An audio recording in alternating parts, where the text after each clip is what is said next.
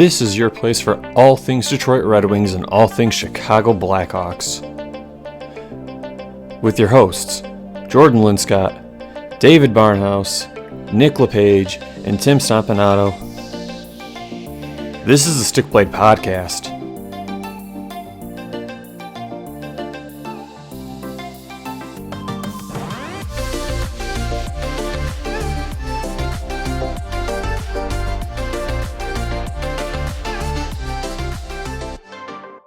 Good evening, ladies and gentlemen. You're listening to another edition of the Stick Blade Podcast. Place for all things Detroit Red Wings, all things Blackhawks, and just general news around NHL. Last week we went over the defensive corps for basically Chicago and Detroit's upcoming season. It looks like hockey's going to be coming back fairly soon, which is good. So, like last week, we basically the defense groups, but and goalies.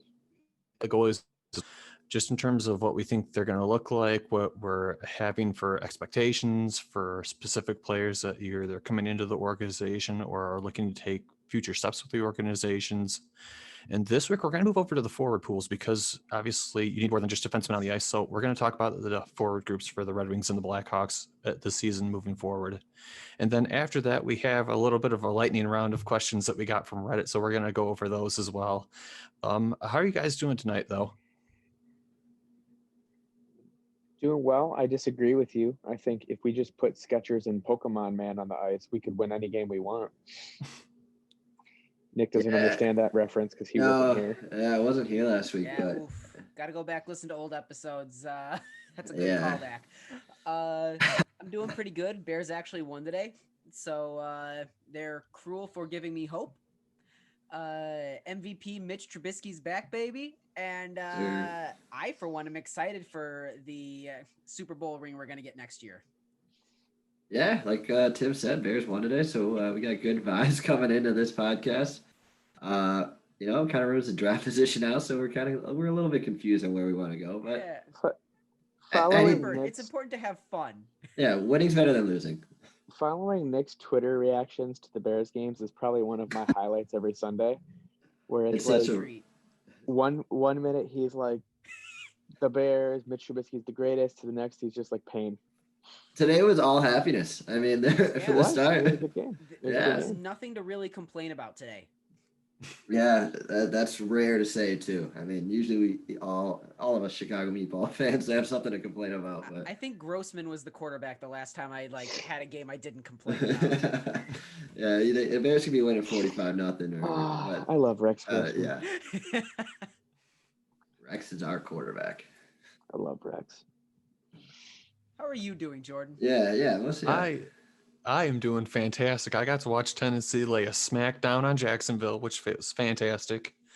I am finally on my weekend because 19-hour shifts are terrible, but yeah, they're done. Sounds terrible. Yeah. But no, I'm excited for hockey to be back, to be honest. Like the league talking about really getting some games again. Awesome.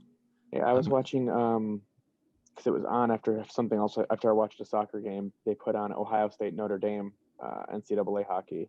That was a fun game to watch. Can we just talk about how loaded Michigan's roster is this year? Like the University of Michigan is so good. Very loaded. Mm-hmm. But no, Notre Dame, I was like, oh man, it's not just the football team that has the shiny ass gold helmets. Like, oh no, I dig it. I mean, I love that. I don't like Notre Dame, but I love that. It's a strong choice, and I feel like it fits Notre Dame to have the gold helmets that are just like gaudy and there and in your face, much like Notre Dame. Yeah. They paint them before every game, don't they? Just to make sure they are gold. They want to make sure that they blind everyone else and you can't ignore them. Because wasn't that like in Rudy? Like when we watched Rudy, like everyone's seen Rudy, sports classic. Mm-hmm. About a guy that finally gets to play as a special teams player, but they paint the helmets before every game, I think. Yeah, they just put a whole little swab of it on every single game before the game. Just put a whole bunch of wax and stuff like that so it shines. Bunch of lead paint. If the CTE's not gonna ruin their brain, the lead paint sure will. So. Jeez. There we go. We're off there. All right. Well, let's go ahead and just get into this episode of the podcast, I guess. Do it. Yeah. So did we announce when what day the NHL is coming back yet or no? So, if I remember correctly, there were originally talks of the 13th, but that's obviously not happening now. I don't think, unless they like really speed up the process.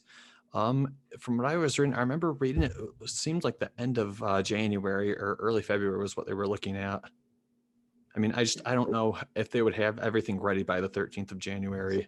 So does that mean it'll be an even shorter season if they do that, right? Yeah, I think they're doing January 13th. I think it's 56. But wasn't the 56 for the 13th? I would imagine it's going to cut into the next off season if they start later. Like they'll have to delay the start again. Definitely not as drastic as this season.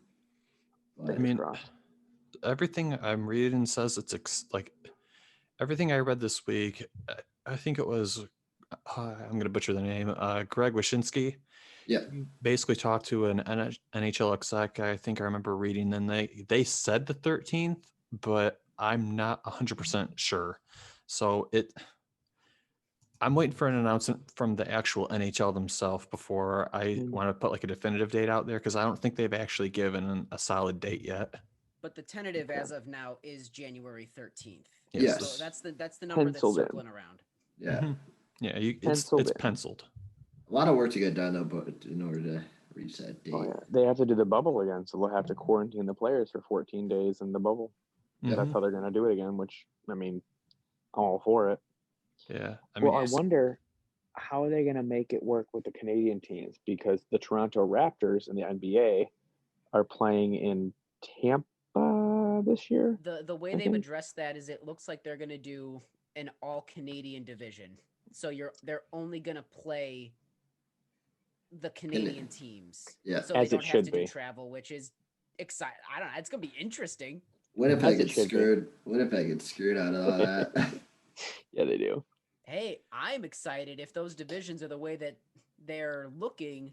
We're going to have ourselves a rivalry again, boys. Yeah, that's I'm all for it. Hawks and Red Wings division. Yeah, I mean, I miss those days. What was it? 2013 was the last time we were in a division together. And that was a good year. I feel very positive about that year. Yeah, something happened that year. I don't know. Some Stanley.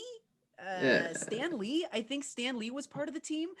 He's still alive. He was still alive then. That's true. He's still alive then. Oh yeah, there we go. But in all seriousness, let's go ahead and just jump into this episode of the podcast before we keep rambling forever. So last week we started talking about the Chicago defense group. So this week, let's go ahead and start with the Red Wings side of this podcast. And like I said, we're talking about the forwards for this episode. I'm going to run through just a quick little mock list of what I personally think the Wings roster is going to look like opening night, assuming nothing happens like injuries or anything like that. So just looking at the list, obviously you have the young core of this group, the guys like Larkin, Mantha, Bertuzzi, Zadina. You're going to see Robbie Fabry again, Valtteri Filppula, newcomers Bobby Ryan and Vladislav Nemesnikov. And then you're still going to see the older guys like Franz Nielsen, Darren Helm, and Luke Glendening sort of filling in that fourth line role. And then we have a couple prospect type guys on the outside looking in. And Adam Ernie's not a prospect, but I guess I kind of consider him a guy who's on the outside looking in. I don't know if he's going to be like a full-time roster player. But they've got Adam Ernie, they've got Evgeny Svechnikov, Taro Hirose, Giovanni Smith, and possibly Joe Veleno, looking to get some real NHL reps this season. That's basically what you have. How do you feel about Rasmussen? I don't think he's ready yet, not unless we have injuries. I want to see another year in Grand Rapids. How old is he now? 23, right? I think 23.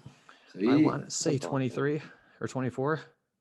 I want to say 23 though, because his first year out of draft, he came to Detroit. The year after that, he went to Grand Rapids, and then he went. This year will be his third year draft removed, David?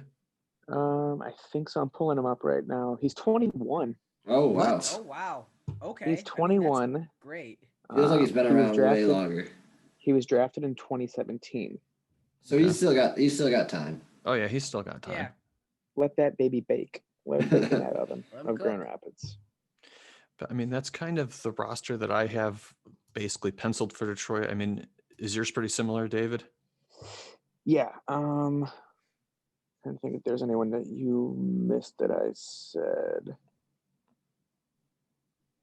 You said Veleno, Hirose. Yep, we're good. Okay, so just sort of starting off with the players. Obviously, Dylan Larkin, Tyler Bertuzzi, Anthony Mantha, those guys aren't going anywhere. Those are the young core of this team moving forward for the forward group. The bread and butter right there.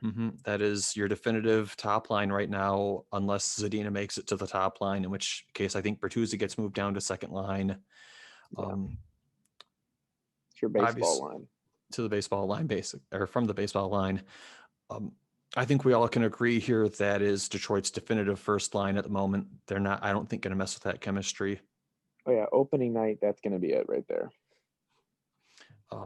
The second line and the third line are where I think Detroit has question marks. The big question, I think, is whether Robbie Fabry makes the transition to center or not.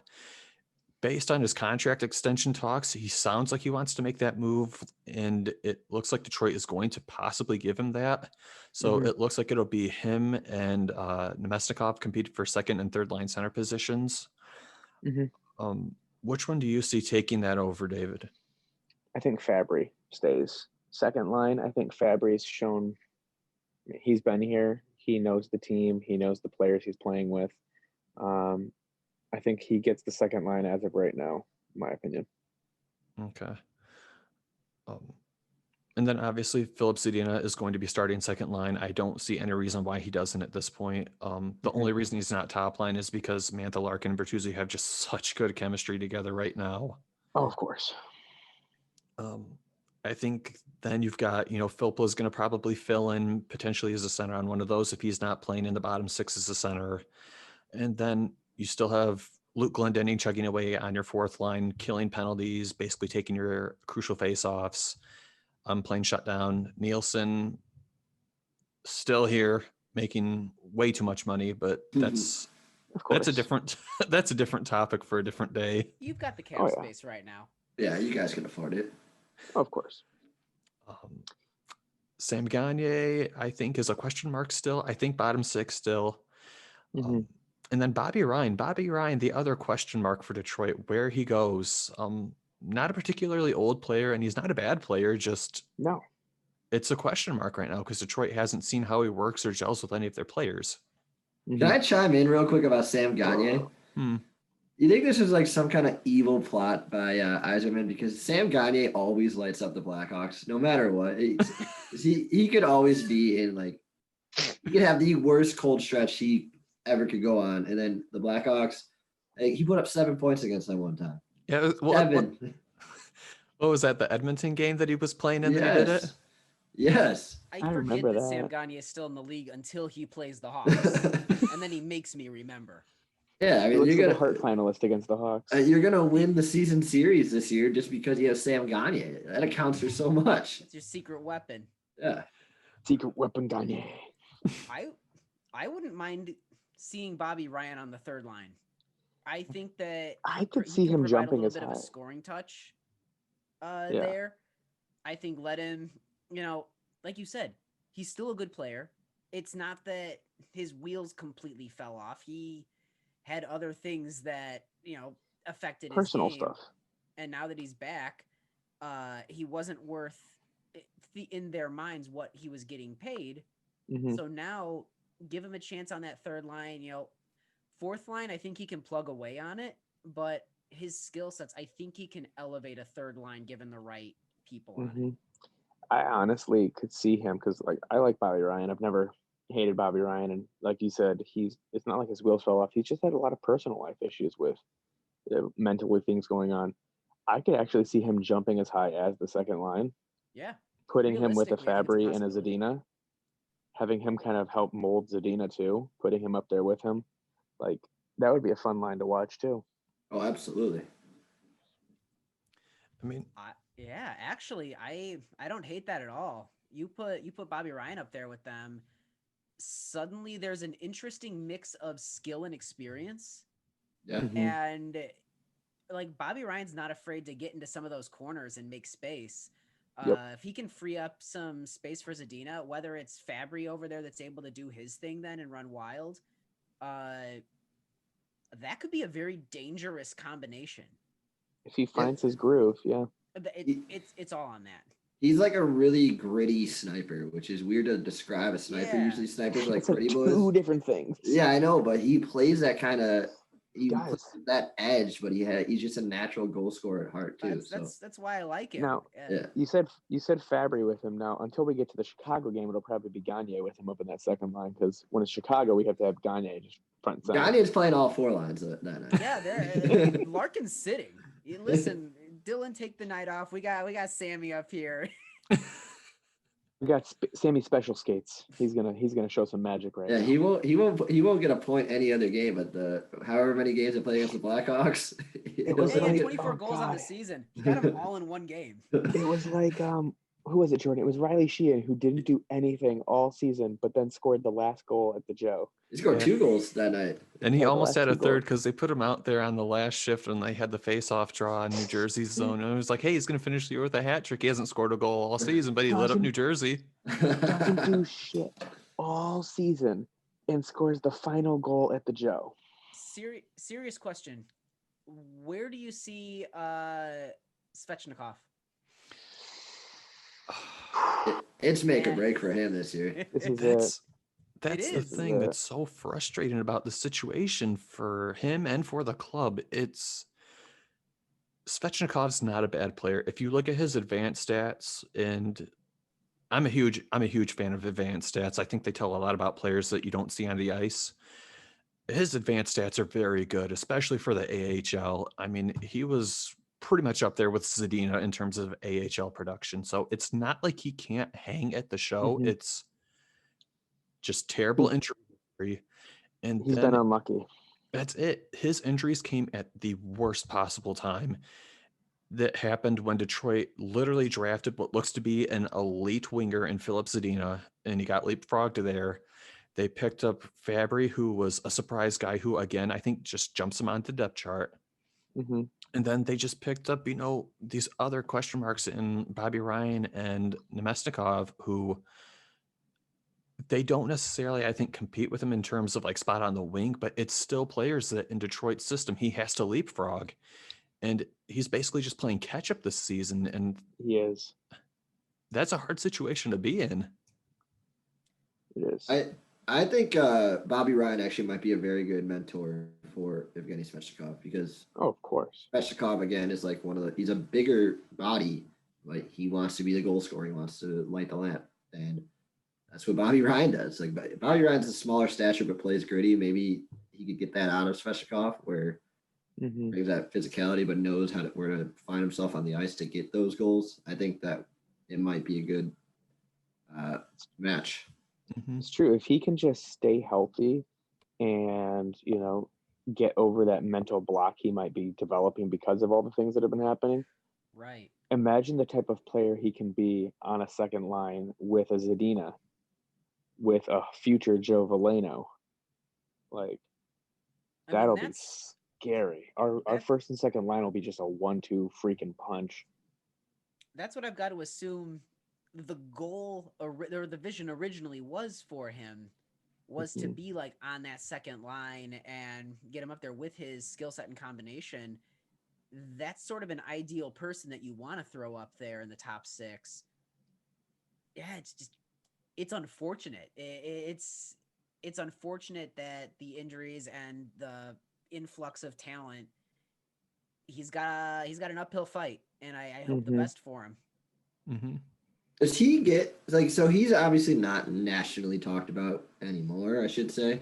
Mm-hmm. But for like the Detroit fan base, do you guys compare him often to his brother? Like, do you guys seek to see what his brother has in him, or? I've never seen anybody kind of compare the two of them in my mind. Like, that's what I just want to know.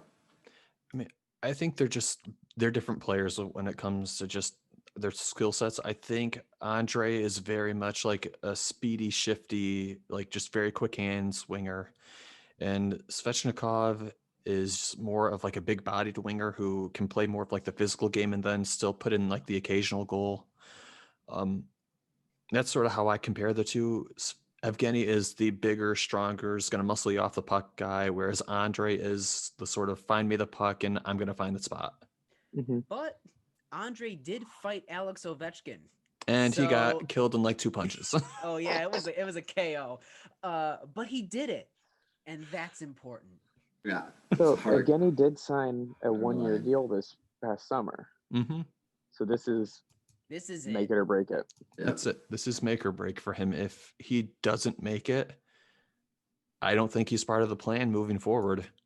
Because imagine if he doesn't make it and then he goes to another team and becomes like an all-star for them. That would break my heart. He's not one of Yzerman's guys too, so it's going to be quite easy to move on from him if this is not it. Mm-hmm. Holland might have kept trying to see if this is it. Like, what can we do to get him to develop?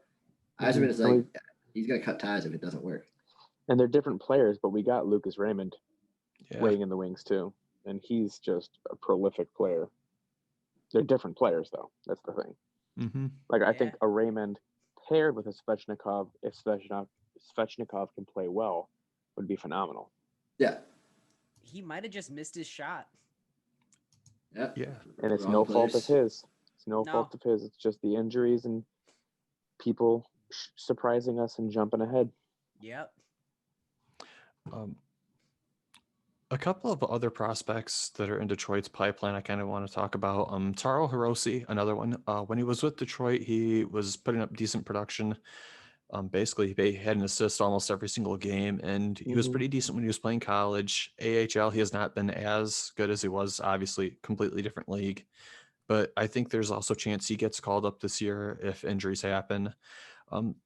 Also, Giovanni Smith. I think Giovanni Smith has a chance to actually get a spot on this roster if injuries happen. If not this year, I think next year he might actually get that spot on the third or fourth line for Detroit. He's big enough bodied at this point. He's been around for a while.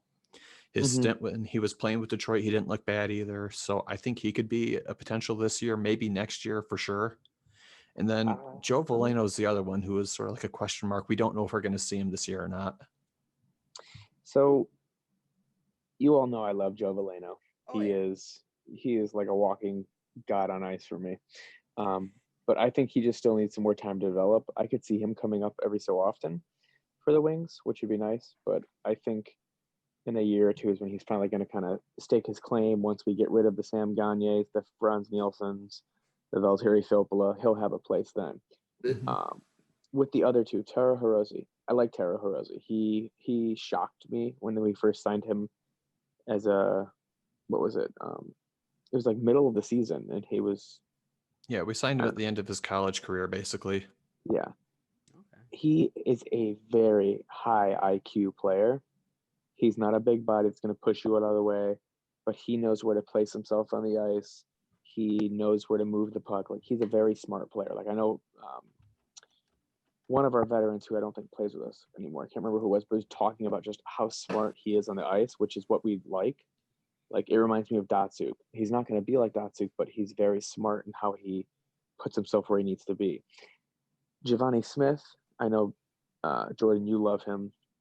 I do too. Giovanni Smith, to me, resembles kind of the heart of Detroit. Like, we are a gritty city. We are people that work hard and, you know, like the auto industry, Motor City, all that stuff. He resembles that to me, and I just want him to succeed so bad. And he looked good when he came up last season. I think he could really fight for a spot this season. I don't think he'll be a every single game type of player. I think he's going to get jumped a lot, but he's the kind of guy that I'm always going to cheer for, because to me, he embodies that city of Detroit. I love that. I'm hyped. I'm ready for it. Run through a brick wall right now. Fired me up. Yeah, let's go. Go. But that's the thing, like Giovanni Smith also, he's kind of got that to his advantage. I mean, Detroit's not looking at him and trying to get, you know, this middle six winger. They're looking basically at him as a bottom six winger, and his frame, his skill set, and even just the way that he's been playing, it complements that perfectly. Like Detroit has a couple decent sized forwards in their prospect pool who I think really could be like shutdown guys. Giovanni Smith, I think, is towards the top of that list. And the thing is, he's almost ready now, if not ready now. Here's why I like him. He's a cult hero, like dominant, like Darren McCarty. He's our new Darren McCarty to me. Yeah, I mean, that's actually not a bad comparison. That's why I love him so much. Tim and Nick, what are your guys' opinions of like this Wings roster moving forward for this year? Just like overall. I got a quick question. Is Brendan Perlini still on your team? Yeah, that was on my mind too. So I don't think so. I hope I'm pretty not. sure that he got waived by Detroit. I don't think they said that he was sticking around. Brendan Perlini. I don't think I've heard anything. He's a UFA. He's a I was UFA. gonna say I'm pretty sure Okay. Detroit said he was gonna walk. Yeah, that might Well, be it for the there Brendan goes your Perlini Cub show. chances. Yeah. Chicago brings him back. No. We've already got No, enough of those guys. We're good. I've said before that I'm excited about your roster. You've got a lot of young talent combined with a lot of vets that might be a skosh past their prime or might not be your difference makers, but they know the game and they do their jobs and they do them well. And they're going to guide these younger players not only into, okay, this is the league, best practices and whatnot, but they're going to show them how to get through, this year it's 56 games, but how to pace yourself and get through a whole season. The things that you don't just pick up, through the game. You've got to know the ins and outs outside of it as well. Sam Gagner is not going to win you a cup. Mm-mm. But it's like your goalie situation last week. That's not what you're trying to do right now. You're trying to field a team worth watching while maximizing and weaponizing your cap space and getting young guys in while keeping the wheels going. And that's exactly what your roster is. I think you're going to see a lot of time this year for your prospects where guys like Gagner can sit out a game to get Giovanni in, things like that. Mm-hmm. I think it's versatile. You can mix and match all across your roster, and you're not going to have a lot of hurt feelings. Yeah. Yeah, I'm a big fan of what you guys constructed this off season, or how whatever you want to call this period now. Last year. Yeah. I like this roster better than last year's. I think it's already a big improvement. Like you guys, I think there are worse teams than the Detroit Red Wings now. I think your roster's quality. It's going to be fun to watch those young guys, the prospects, work with those veterans and watch them develop night after night, see the differences that they make or when they go to school and correct what they've done wrong in previous games. I think it's going to be very fun. Yeah. You guys got a lot of top high-end prospects that this is a pretty big developmental year, another shortened season, and one that really there's not a lot of pressure on them. So it's a big year for those guys. It's going to be fun to watch the Red Wings. Yeah. Before we transition over to the Hawks, where do you guys see this team finishing this year? Just, I know it's way too early because the season has started, but like if you looked at this roster and said, I think it's finishing insert place, where do you guys think this team finishes? Are we going league or division? We'll go league wide because league wide I think is what really matters. Yeah. I still think bottom 5. Okay. Yeah, me too. But it's going to be closer than what it was last year, how they were like dead last. Way worse, like dead last and by a large margin. I think it's bottom 5 though. We're going to improve this year, but we're still going to be garbage. Exactly. Yes. You're going to be recycling this year. Yeah. But I definitely think bottom 10. They might blow things out of the water. They might exceed expectations. They're not. I don't see them making the playoffs. And if they are not in the bottom 5, they're in the bottom 10. Yeah, that's just where they're at. Where do you see it, Matt David? Say bottom 5-ish. Like, I love our players. I know we're growing and improving, but we're not making the playoffs this year. Hell, we're not even like in the Vegas betting odds to win the cup, in my opinion. But how nuts would that be? Regardless of that point, yeah, I think we're bottom 5. Like, we're not going to be, the last place team halfway through the season. Like, yep, that's who the last place team's going to be, like they did basically last year. But I think we've improved, but we're still going to be fighting for that top draft pick, which, we won't get.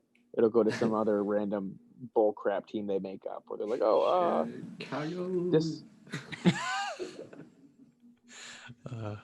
You guys don't need another top draft pick. You guys got to cheat and get Kirby Doc 2 years ago. I don't want to hear it, Nick. Yeah. We can always use another.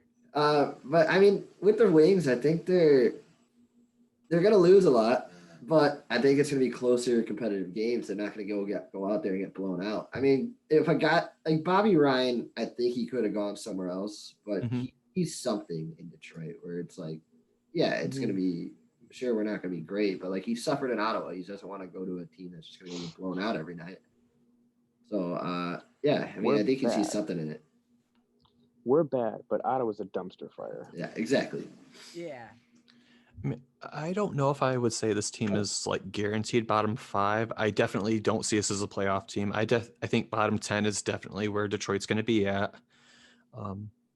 I think on paper, obviously, this is a better season's roster than last year. Last year we were old by a pretty decent amount and we got a lot younger overall and the pickups were decent. But again, I don't think we're a playoff team. I don't think we're even a fringe playoff team, but like you said, Nick, I don't think we're getting blown out 1-5 every night like it seemed like we were last season. I think these are going to be so much more competitive games. You're going to see probably, instead of 1-5 losses, maybe 2-4 losses or 3-5 losses.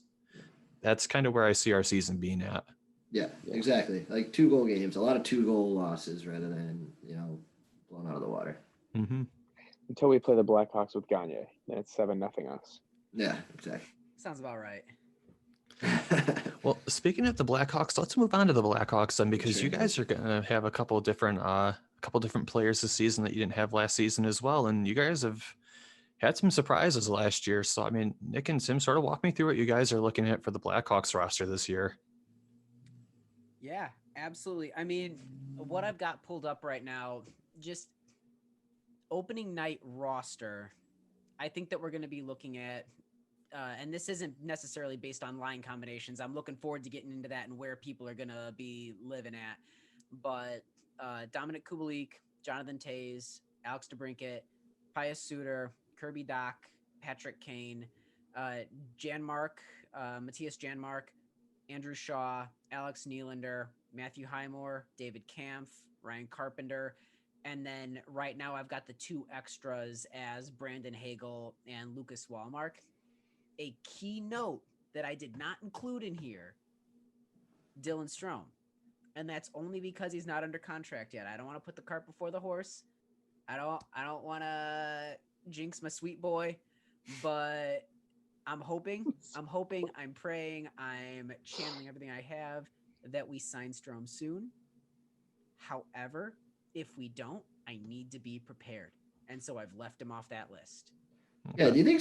I wonder if Stan just completely forgot about it. He's like, "Oh, I got something to do. I just." I feel like I'm forgetting something. If you can't remember it, it's not important. And then there's just Dylan Strome standing in the rain, like, Dad.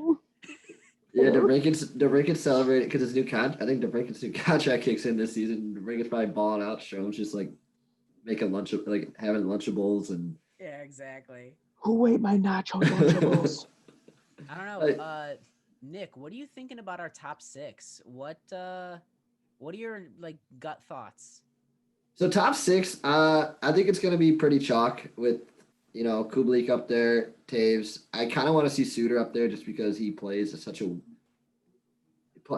interesting game. He's like a two-way guy that we need because Saad's gone. So that's going to be a big adjustment not seeing Brandon Saad up in the top 6 night in, night out. And then Kane, DeBrincat, and then who's going to step in at that second line center? Or Kirby Dach, sorry. Kirby Dach, in my mind at this point, it's got to be Dach. I don't think even if Strome comes back, I don't see him wrestling that from Doc. I think Doc in the playoffs cemented himself. Oh, 100%. And what he's doing with the World Junior team now too, like you see these unreal highlight. I mean, I know it's like scrimmages, but what he's doing with the puck and how creative he's getting, and it seems like he has eyes in the back of his head now, kind of like what we see out of like some insane passes that Kane gets off. Doc's starting to do that. It's like, what? To me, my big question is, and again, this is another one of those things of we've never actually seen Suter play. Yeah. But we've seen his highlights and we've seen, his resume and whatnot. It's clearly why he's here. I wouldn't mind him on a line. If we throw him up on the first line with Taves and Kubalik, I like that. That could be an interesting combination. That sort of replaces Saad, like you mentioned. Gives another two-way guy. DeBrincat and Kubalik play a very similar game in my mind. Yeah. They're both finishers. I think putting him on a line, putting DeBrincat with Doc and Kane could be what finally ignites Kane and DeBrincat able to play together because Doc has that strong two-way presence. Yeah, I 100% agree with you. I think Doc is he's just a perfect match to play with Kane and DeBrincat now. Suter is the one big question mark is where is he going to go? We heard Stan preach all off season during his media tour that he wants the younger guys to get a better look and wants them in better situations. So that means we're probably going to see Nylander up in the top 6 to start this season just because it's Stan. We could be building a third line scoring. Yeah. And maybe that's where Nylander goes with again, Shaw's a big question mark if he's actually going to be able to play. Yeah. But if you put him as center with maybe Janmark, I mean, it gives Nylander's not the kind of player that gets to the dirty areas. He's not going to get, he's that scoring and playmaking guy we talked about earlier that, sort of the pretty boy kind of. Yeah. If Shaw and Janmark can give him space, can create plays, then maybe that unlocks his potential. Yeah. You need to put him with stronger guys. Yeah, and it needs to be a veteran presence too to show him the ways. Like you've seen Taves last season countless times talking to him while they're on the ice or while they're waiting for a face-off. Hey, do this. Hey, do this. Really never got to his head, but if you put a guy like Shaw with Nylander, I think it could work out because Shaw still has that creative ability offensively. Oh, God, yeah. He's physical, but it could open up those scoring lanes. It could get him open. I would also like to see maybe if we wanted to go a whole two-way shutdown line, like with Wallmark and Janmark, and then Shaw would be interesting. One name you left off the list though is Brandon Peary. We brought him back, and that's a guy I don't like. What are we gonna do with him? I know. Brandon Peary hot to dogs me and stands. is the perfect 13th forward. Yes. Because you're not going to worry about, if we sit him, it's going to be hurting his development. No. He doesn't care. He's not developing anymore. He's done. And Brandon Peary knows his role. He knows where he's at now. There's no illusions of, I'm a top 6 guy. My dude. And he's been open. He's like, I'm just glad to be closer to home. Yep. I hope this all, works out. To me, that's the kind of guy you want on your as your 13th forward to plug in if somebody gets injured or something like that. I don't see him being a consistent roster player. Oh yeah, no, I think he's going to be on the NHL. He won't be in Rockford. I think he will be with the Blackhawks. But yeah, he's not going to be playing every night. So I'm guessing that means Brandon Hagel starts the year in Rockford. Yeah, I think it's going to be. That bums me out. Yeah, I like Hagel. I think he still needs some. He's doing well on his loan, or he just got returned, but he was doing well over in Switzerland, correct? Yep, Switzerland. Yeah, so he performed pretty well. Caught my eyes for sure. I was following him I was checking his stat line maybe once or twice a week at least, just checking up on him. But yeah, Hagel I think is kind of going to be interchangeable with Highmore. Really, if Highmore struggles, then I think he goes down to the A, and then Hagel comes up because they play a similar game. They're both big bodies, and they're physical, they're two-way, they'll do that grit and grindy kind of game. So I think it's Highmore or Hagel basically. Yeah, we have a lot of guys now that fill the same role. Yeah. And that's the one thing that bums me out about this roster is like you've got Carpenter, Kampf, Highmore, Hagel, and I think Janmark I can put in there as well as like that similar kind of style. Mm-hmm. And they all play that grittier, heavier two-way style, which I love, but we don't need that many of them, especially with Carpenter and Kampf being interchangeable and Highmore, Hagel, Janmark being interchangeable in my mind.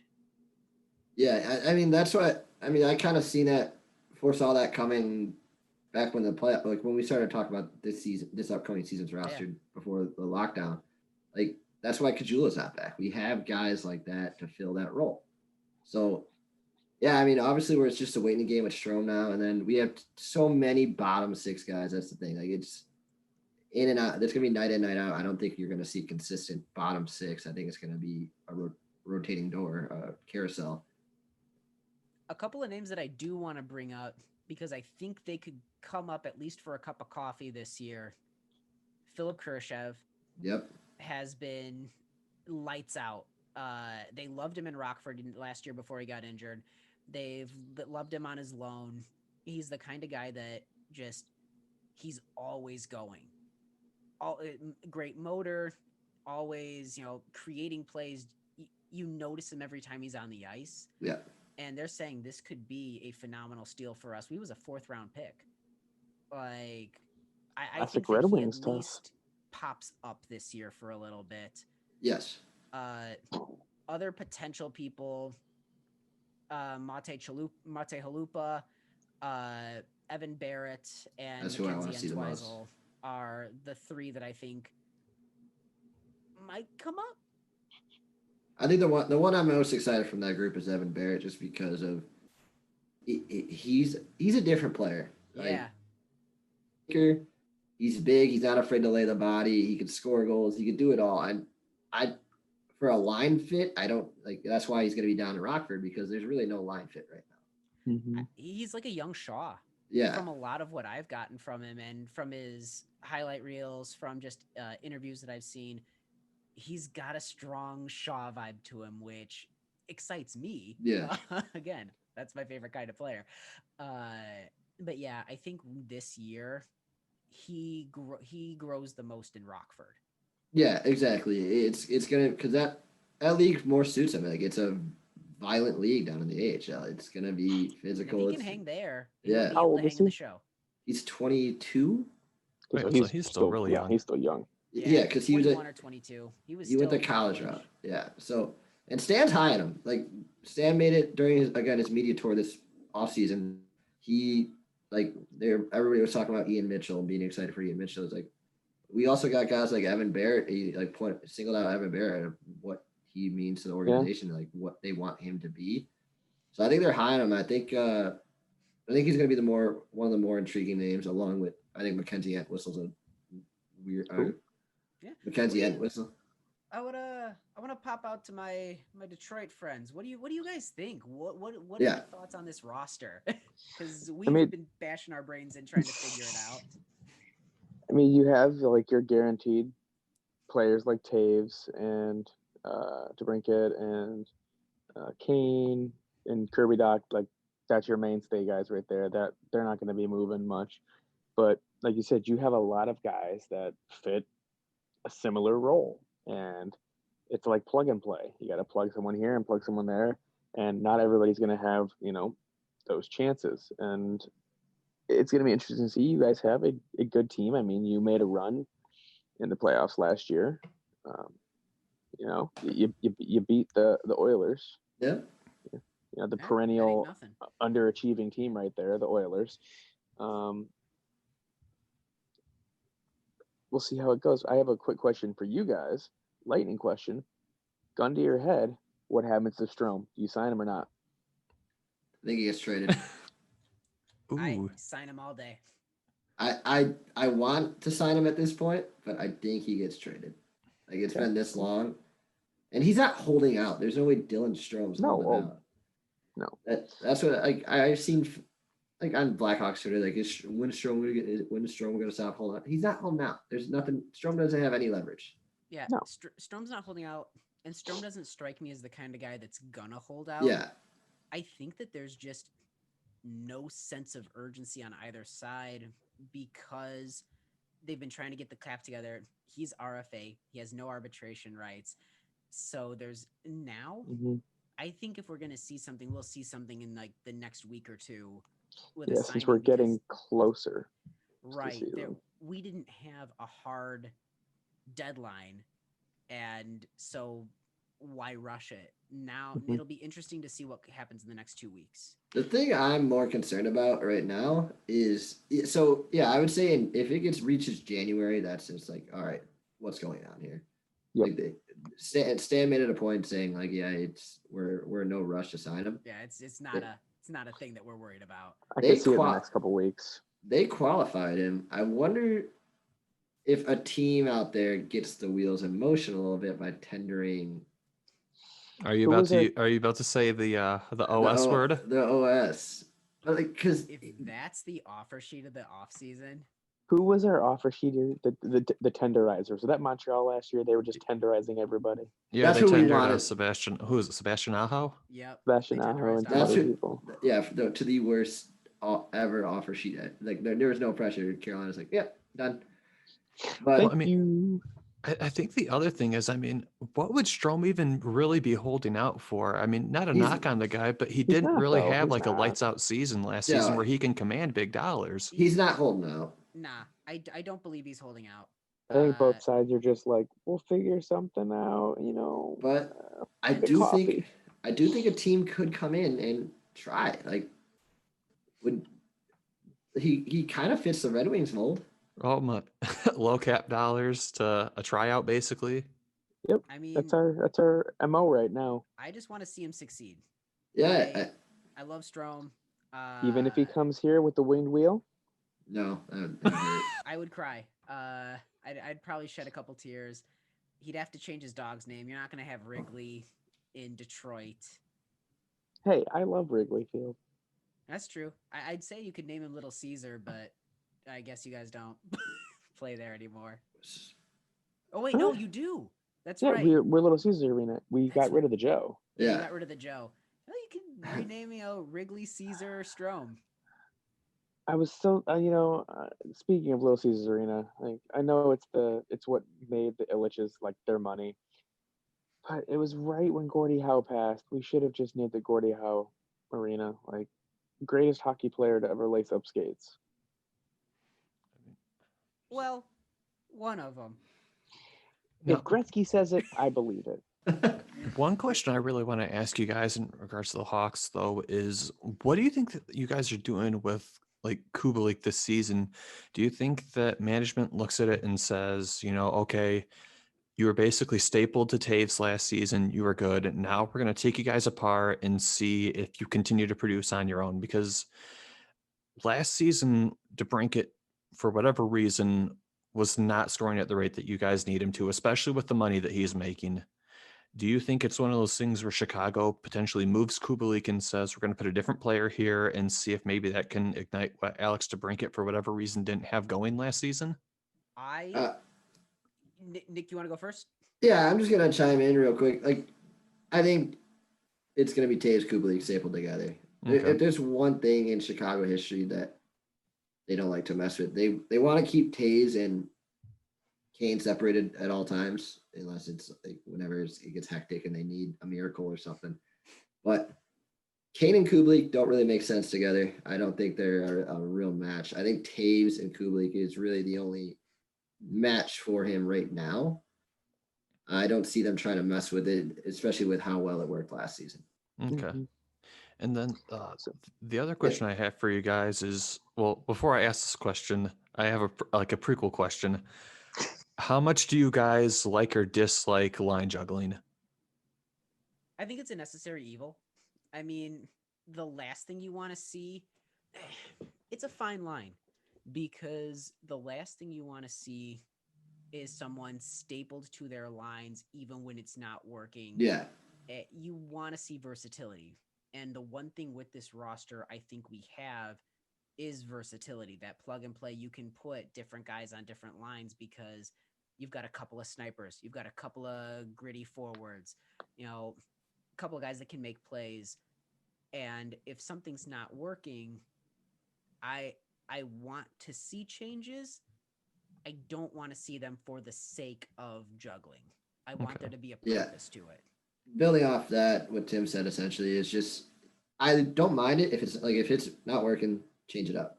But I don't want to see it night after night. Like give it a couple games, like because you're not gonna have natural chemistry right away, or not. I should say not always, but like some instances there's natural chemistry. But building on that, like I'm okay with if somebody's buzzing in a game, or you're noticing that like, hey, this person's really shutting down this person tonight, flip them. Like, juggle that line a little bit. Yeah. But like Nick said, I don't want to see every other night there's new lines. I want to see a little more consistency. I just want to see purpose. I want to know that there's a purpose behind each of the choices. Yeah. And I did want to build on the question of Kubalik. We saw him last year on that third line producing pretty well with I think that was when he was with Saad and Kampf, and all of a sudden people were taking notice, and it's like, ooh, why is Kubalik, why are they why shouldn't they be with Taze? Like, hey, they're really doing a good job, put him with Taze. I think that Kubalik can be in a couple different places. DeBrincat, I feel the concerns from his slump last year, his shot totals and like his shooting percentages were up, if not at where they've always been, a little higher actually, if I recall. I think I read something with Scott Powers and Lazarus doing that. He's gonna regress positively to his mean. He might not be a 40 goal scorer again, but I think he can consistently still be 20 to 30 goals a year. And I think that last year was a weird year. I don't know if you can bet everything on that. I think it was a fluke. I think DeBrincat kind of comes back to form this year. Like the amount of times, it just didn't come off his stick right, or it hit the post, or his stick broke. It was like sad the way he was snake bit. Yes. And I think he comes back to his form. Like 56 game schedule, you could see him 20 to 25 goals, I think. Yeah. I don't think that's unreasonable.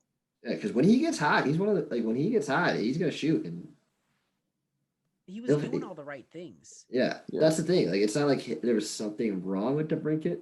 It was just couldn't finish. It just wasn't going in. And so the second build part, off, the question I was going to build off. So with that being said, I mean, you guys said that you have like a lot of redundant players in terms of like skill sets. Are you guys ready to experience your guys' equivalent of the Blashill blender? The Blashill blender. Colleton already kind of started that last season. It was but yeah, it's gonna be. I mean, there's gonna be times this year where I'm gonna be like pulling my hair out of my head just because I'm like, what is going on? But I need to understand, like, this is the season.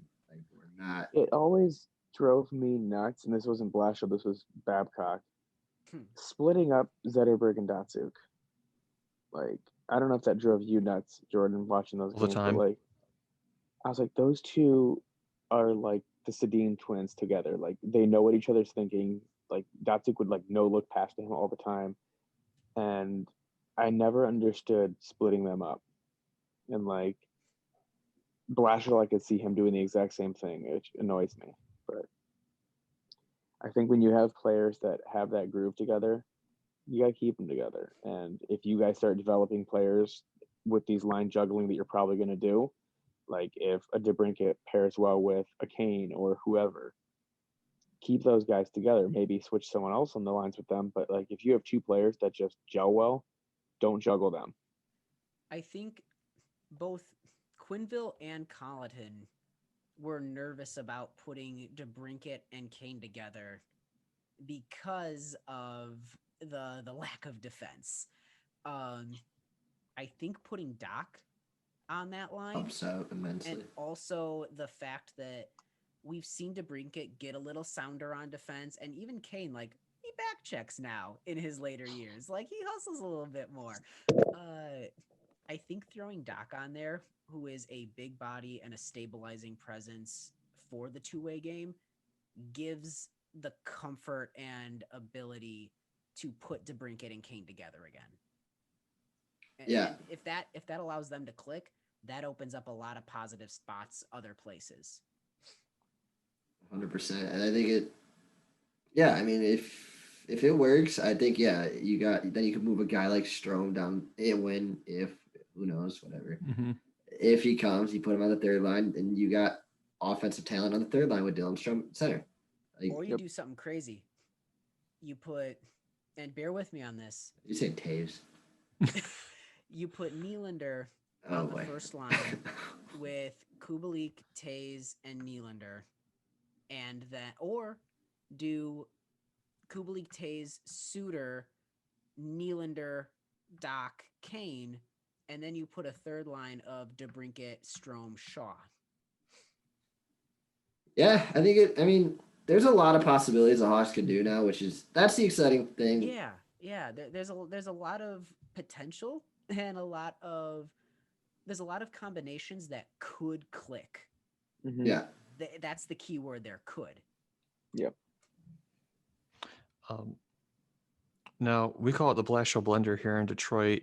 When it starts happening to you guys, because it probably will at some point this season, you guys have got to call it like the Colleton concoction or something like that. You guys need to come up like the catchphrase for it before the season starts. The Colleton collision. Is that what we're gonna finally start selling merch? Colleton collision. Put that on a T-shirt.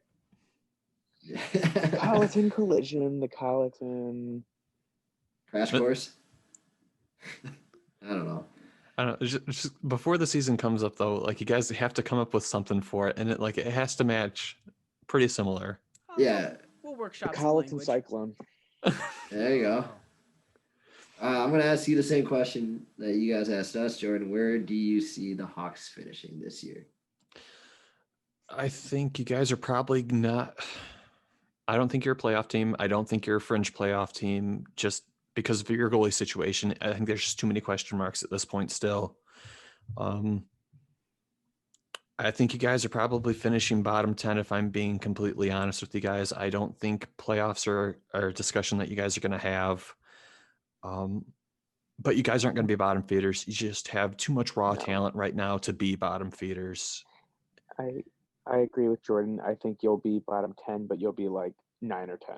Like, you're not going to be the playoff team, like, unless something magical happens like last year. But you're not going to be where we are, so to speak. And that's the thing. Like, you guys are in such a different situation than we are. You guys have a lot of your talent loaded at the top, whereas a lot of ours is loaded more towards like the middle, if that makes sense. Yeah, I got you.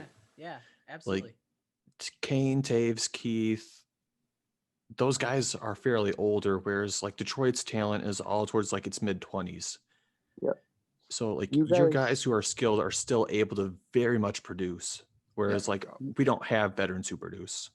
You guys aren't where we were, where we knew the playoff streak was about to end and the bottom was about to fall out. You're not there yet. Hopefully you don't hit that point. That's what they're trying to avoid. And that's what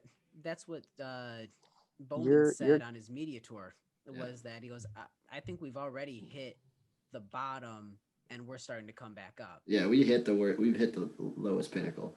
Which, hey, if all it takes is a couple of our guys to develop.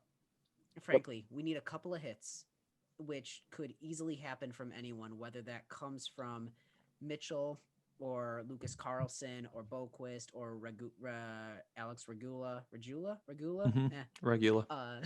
Regula.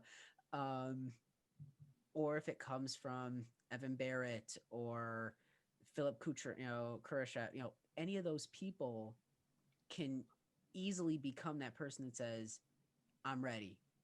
And all it takes is a couple of hits from these young guys, and we can be a team again. Mm-hmm. Where do you have us finishing, Tim? Outside the playoffs, realistically, like, I can't bet on potential. I have to bet on what I see right now. I don't think we're bottom 5. I think that there's too many other teams. Our team does not allow us to be in the draft lottery. We're not that bad, it is what it is. But I could see us just outside of the playoff picture, like 10 to, maybe 9th to 13th or 14th, whichever, that like just outside the playoffs, where the Minnesota Wild seem to hit a lot of the time when they don't make it, which scares the hell out of me. Yeah. I think I'm going to go more towards with the Wings guys here. I think bottom 10. I think the Hawks, I don't know. I mean, that's fair. I just, like, there's nothing that really, like, our goal, that big question mark, defense, big question mark. You're going to go get those, you're going to have those guys that want to go win, like Taves, Kane, Keith. They're going to go out there every night, try to do whatever they can to get to win. They're winners at heart, but I see the Hawks finishing bottom 10, maybe in like the 6 or 7 range, 6 or 7 worst team in the league. And yeah, that's just the way it's going to go. I think maybe though, I got a weird feeling. I just have a weird feeling. Here we go. Hawks are going to get a top 3 pick this year. They're going to luck out the lottery. I'll take it. The NHL, if we were claiming the NHL rigs the lotteries, I think the Hawks would get the benefit of the doubt. And then we drop 3 more spots. Yeah. If we drop 3 more spots and you guys go up and get a top 3 pick and you finish in like the 10, I'm gonna call rigged at that point. I'm all aboard. You didn't call it rigged last year. Last year was the most rigged it's ever been. I just want to point out that our rivalry is no longer chasing the cup, but it's chasing the first overall pick, and this rivalry is as bitter and serious as ever. Hey, we're on the lose for Hughes part 2 now. Wouldn't it be funny if like consensus number 1? Nick? For the top 10, he's like 8 or 9 right now. You think Hughes is number 1? No. Hold on. Can you hear me now? Yep. Yes. All right. Yes. No, he's at the bottom 8 or 9. I think the last I checked, he was going like 8 or 9. I think that A2 Rati guy. Adirati? Yeah, I think he's going to be the consensus 1. But Shane Wright is next year, right? Yes, he's not this year. Draft. Okay. Oh, I wish. Yeah. Right. No, I think. Let me check. Let me double check right now. But I think Rati. I think this is Rati's year. Consensus 1. On Tankathon, Rati's number 1, Owen Power 2, Carson Lambos 3. Arizona forfeited number 6. Yeah, they big Luke trouble. Hughes on the mock is number 10. I think he goes higher than that. I could see that. See, what's going to happen is when Detroit and Chicago are playing each other, what's going to happen is they're going to be on the ice and they're going to just score on themselves and they're going to say, no, we're bottoming them out for this pick. We're taking this, not you. So many Michigan players are in this mock draft. Yeah, it's a big Michigan year. It's a stacked You got Owen Power, Kent Johnson, Luke Hughes is Michigan, isn't he? No. No, Quinn was from Michigan. Luke is committed to Michigan right now. Okay. I think he's going to end up going for a couple of years, but Matthew Beniers. That's all I'm seeing in the top 32. Regardless, for being like a struggling defensive team, this is a good year to. That's why I'm glad we didn't pick defense. Yeah, this is a good year to just try things. Yeah, because it's there's no expectations this year. No, it's a 56-game season. I don't think either of our teams are expected to win the cup. It's going to be a lot of trying things, getting the young guys some time, and seeing what works, which I'm really excited about. Yep. We're still a couple years away. We knew the rebuild wasn't going to be night and day. I trust the odds are playing. Yeah. I mean, so I think that's kind of where both teams are at when it comes to the forward group. Does anybody have any other things that they want to talk about before we get into our lightning question round? Do we have lightning questions? We do. Oh, I'm so excited. Did anyone know if Stetcher got the Skechers I sent him? Please let me know. That's a big question. We really need that brand endorsement from him. He should just like put like the logo on like the jersey somewhere. But only on his jersey. Only on his. John Merrill get the energy cards I sent him. We need him to get water guns. I sent him the water energy card for my Pokemon card game. Stupid. All right, let's do this lightning round. Yeah, I'm ready. It is it. So every week, if we have fan mail from you guys, we read it out and we do we answer any sort of like questions or like read rude comments or just like discuss show topics if you guys give them to us. This week we have a couple questions actually in the form of like a lightning round. It comes from Reddit from the user Holy Moly What a Goalie, which I like it already. That's good. That's good. It's a good one. It says, "What up, boys? Lightning round. Answer these fast." So we're just going to answer these ones really quick. When will the Leafs win their next cup? Within 5 years, within 20 years, or never? Never. 20. Never. They're in salary cap hell, and they have had no playoff experience. Sucks to be a Leafs fan. Yeah, they're going to have to blow this team up before any of these guys get a cup. Suck it, Toronto. Is Mantha going to be a 40 or 50 goal scorer? And it just says gonna or isn't gonna. I think he has, I think maybe a 40 or maybe two 40 goal seasons, but that's it. I don't think he's a 40 goal scorer. I think 30. I said him cap 35 usually, probably. He reminds me of a Johan Franzen, but I think he could develop better than that. So I think, yeah, he could be gonna. Not gonna. I think 30s is reasonable. Unless something changes, I don't see him being. It revolves around his line. If they can get him the puck, if they can spread it out, the problem is I see Larkin poaching some of those goals. I see Bertuzzi poaching some of those goals. I don't see him being the one focus of goals. Yeah. Mm-hmm. But what if we're all just scoring and we win every game 7-0? You know. Well, 40 or 50 goals that's a lot. That's like Ovechkin numbers. Yeah. Next question. In regards to Christmas presents, better to give or to receive? Give.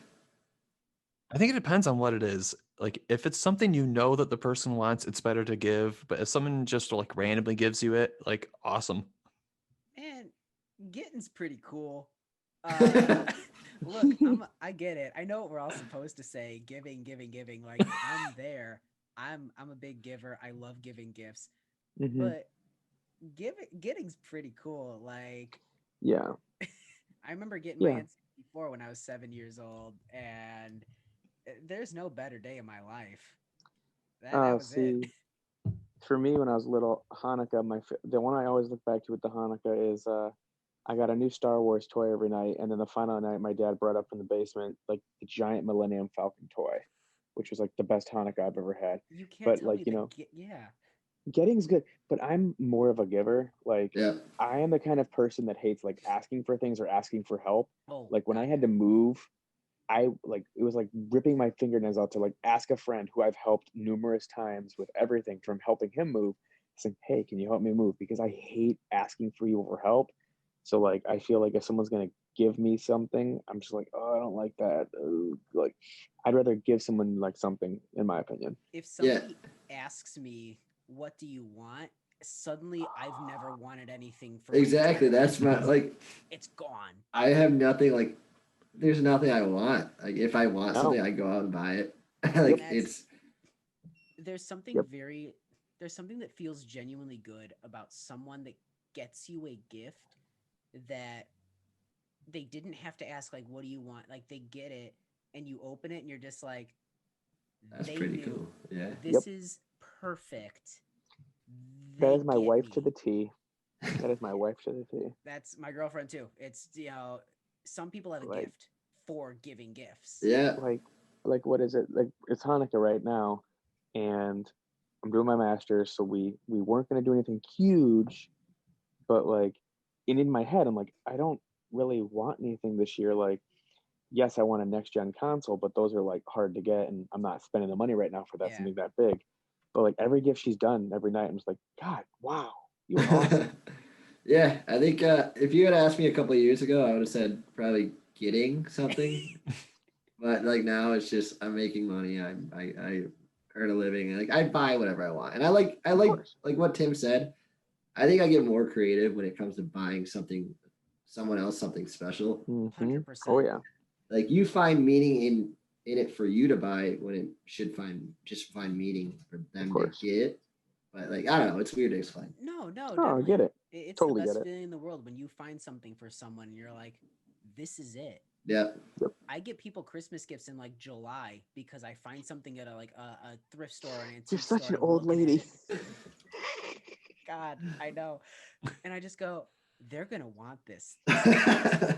And then I get it and it goes away for 6 months. I know what I am. My fucking grandmother did that shit. Come on. What about you, Jordan? I don't think we actually Yeah. heard your answer. It depends on if the person who got me the gift, if I was expecting them to, which I don't normally expect them to, but it also depends on just kind of like you said, like if it fits the person, like if it's just something I open, I'm like, yes, like it feels Yeah. awesome. Yeah. But at the same time, you also get that feeling like if you know somebody well enough and you like just get them something you know they want, that feels even better. That's the best. That like tingly feeling in your heart and your stomach. Like what was it last year? My wife, we always like say who's gonna win the holidays, and I thought I won last year, and I had been talking about like, oh, down the future, I want to get like headphones because all I use is like my stupid Apple white headphones that come in the thing, and all the gifts were given out, everything was done. She goes, oh wait, hold on a second, and she reaches inside the fucking tree and pulls out a box. And it's my freaking Beat headphones that I'm wearing right now. And I'm like, I hate you. I hate you so much. That's incredible. I love it. She So I'm pulled the- expecting that this year. I'm what's expecting this? that this year where she's going, but wait, there's more. What's Goddamn behind Billy your May's ear? wife. It's a PS5. Dude, no, my best friend has been trying to get a PS5 since November. And I feel so bad for him because he can't get one. Like he's got the Xbox, but he can't get the PS5. It's just look gone all in a the second. time, and every time it's heartbreak. I'll send him links that'll be like, hey, new console drops on GameStop in like 1 minute, and I'll send And it then to it's him. gone. And he's like, yeah, it's already gone. You got any more those lightning questions there, Jordan? Yep, we got two more. Oh, Actually, just go. one more. Who is the best, me or you? The answer is obvious, you, because you're listening to this show. We Yeah. all just gather Yeah. around and talk about these teams, but you guys are actually here listening. So you guys are the awesome people because you're the people Yeah. who are the reason why we do this. And if you don't listen, Skechers is coming for you.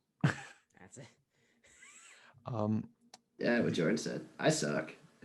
You guys are I've great. seen I'm me a self-deprecating not piece of pressed. shit.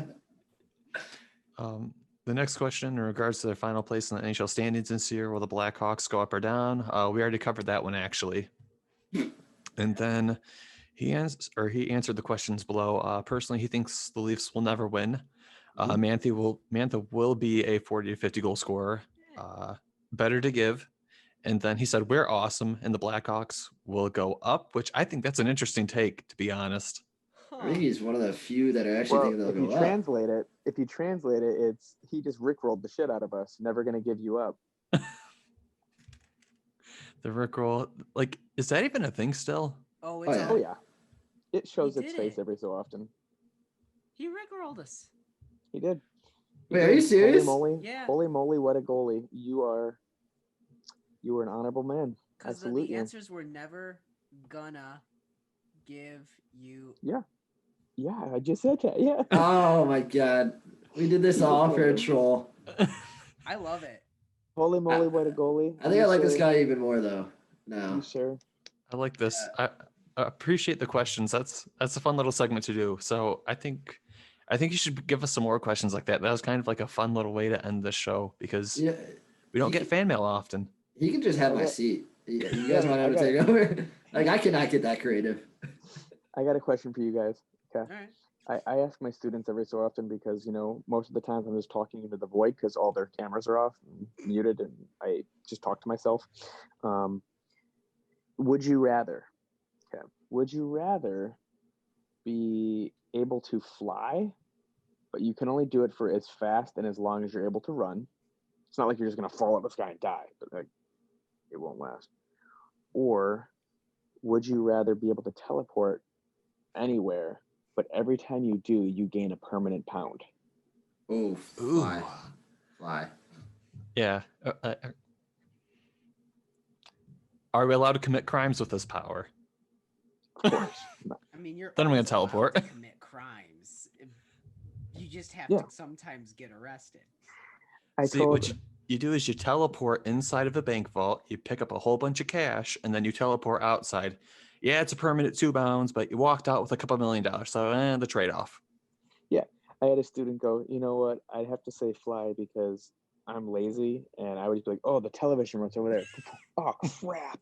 I have to base it on, I'm going to abuse whatever power this is. Yeah. And flying, I can't do too much damage with that. A permanent pound is what scares me every time you use it. Like, because I know I'd probably use it all the time because I'd be running late for work. Like, well, gone. And then by the end, you can still lose weight, but it's those pounds you keep. Yeah, but it's winter. It's December. I'm doing nothing but drinking beer. And as we know about Chicago, I can just teleport. Yeah. With the Windy City, it's cold, 7 months out of the year there. Yeah, essentially. Yeah, it seems more practical to me. Yeah, like you could avoid traffic. I mean, and it's only think about it. You got to obey, a lot of the fly zones anyway. So you'd be doing a lot of local flying. Yeah. Like I can run, to the liquor store. Yeah. Or it'd just be cooler to fly. The food store, and I guess that would be a grocery store. Huh. And you just fly over to there. Yep. Teleporting sounds awesome, but at the same time, it's that permanent pound. Yeah, I think that's the kicker.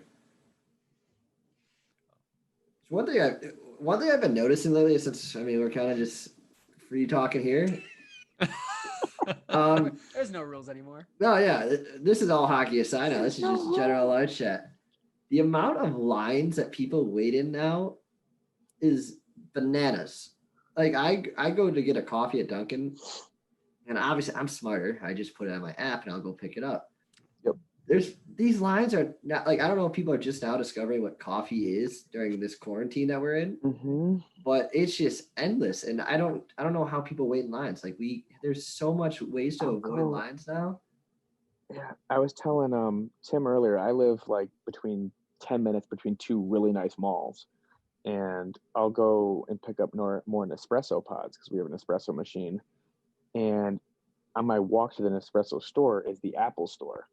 And there's just every time lines of people to go to the Apple store. And I'm like, what do you need right now? Yeah. Like, what is going on? Like, there's so many ways to avoid lines. Like every app, every restaurant or every place you're going to has a way to reserve a seat or maybe it's just a treat to be out. That too. True. I don't know. Waiting in lines is like being stuck in traffic. It sucks no matter what. Oh yeah. I'm going to bring us back around the campfire because we kind of gone on a little bit of a tangent here for a minute. Final thoughts, folks? Is there more hockey news that we just completely missed? No, I think so. Everything's still kind of hiatus right now just because the season's not like officially started yet, and the NHL hasn't given like a fixed date for sure. Yeah. But yeah, I think that's pretty much it for our show. I mean, there's nothing else going on in Hawks or Wings world at the moment right now. Hopefully, though, we have more news soon. Hopefully, the NHL officially announces their return to play date, so we have concrete dates set when we can finally get this podcast going back on a regular schedule. If this is your first time ever tuning into the show, normally we do a regular show every week. Just COVID has really thrown our schedule off just because the games aren't going, the teams aren't playing. There's not a lot of movement happening right now inside of the NHL. So it just really cuts down the content that we can really talk about and just sort of put out for you guys. So rather than put out, dead episodes that are just basically meaningless, we want to put out stuff that's actually quality, and you guys are going to get at least some value out of listening or watching it in this case. So with all that being said, this has been another edition of the Stick Blade Podcast. For your host, Jordan Linscott, and for my co-hosts, Tim Stompanato, Nick LePage, and David Barnhouse. We appreciate you guys tuning in. If you liked what you heard, or in this case, watched, hopefully, feel free to give us a follow. We're on all sorts of social media platforms. You can find us on Facebook. You can find us on Twitter at StickBladePod. You can find us here on YouTube or SoundCloud. Again, SoundCloud is soundcloud.com/StickBladePodcast. It's all one word. And then you can also even get in contact with us via the old-fashioned email, stickbladepodcast@gmail.com. So whatever your avenue of choice is for podcasts, there's a way to get in touch with us. There's a way to watch or listen. So feel free to give us that like, that follow, that share, whatever the social media currency is of choice. And with all that being said, you guys have a good week. Take care of yourselves, take care of each other, and hopefully we get hockey back soon. Have a good evening. Ask us more questions. It's fun. Absolutely. Send us more questions.